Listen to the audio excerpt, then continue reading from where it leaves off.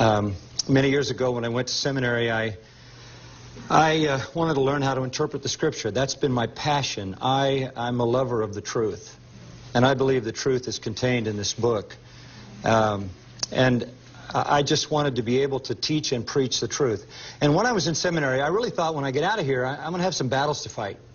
There are going to be battles over the inerrancy of Scripture, the authority of Scripture.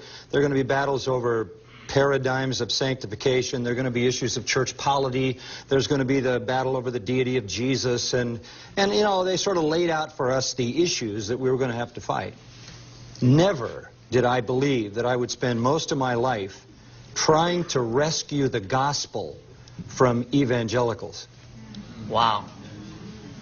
But what is so evident to me is that in people's well-intended zeal to make the message easy, they wind up changing it. And then people are believing something less than a saving message.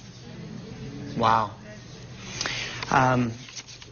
You say in chapter 1 here, which is called Tastes Great, Less Filling,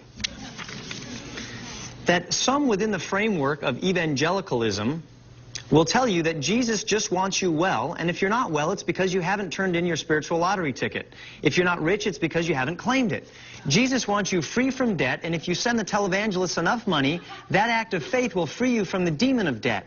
Your salvation through Christ is a guarantee of health, wealth, prosperity, and happiness. These evangelicals tell you that Jesus gives you peace, joy, he makes you a better salesman, helps you to hit more home runs, and improves your slice. Jesus really wants to make you feel better about yourself, elevate your self-image, and put an end to your negative thinking. Well, is that not the gospel? That is not the gospel. That is not what Jesus said. In fact, the simplest way to understand the gospel is to listen to exactly what he said the way he said it. And this is recorded in the 16th chapter of Matthew, but also recorded in the 9th chapter of the Gospel of Luke. Listen to what he said. If anyone wishes to come after me, let him deny himself. This is not about self-fulfillment. This is about self-denial.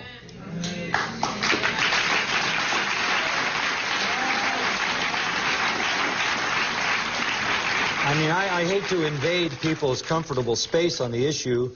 There are no promises from Jesus at all with regard to this temporal life. The gospel makes no promises here about circumstances in this temporal life. In fact, Jesus said this: you come to me, it may cost you your family. But if you're not willing to hate your family, you can't be my disciple. If you come to me, you might have to give all your possessions away and give them to the poor. But if you're not willing to do that, you're not worthy to be my disciple. And he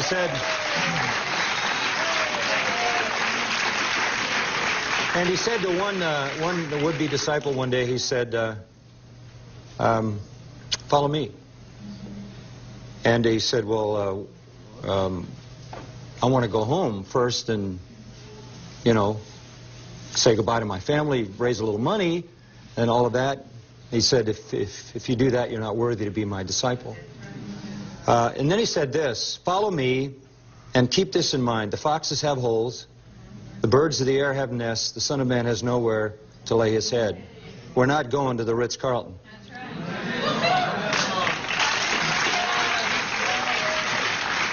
I'm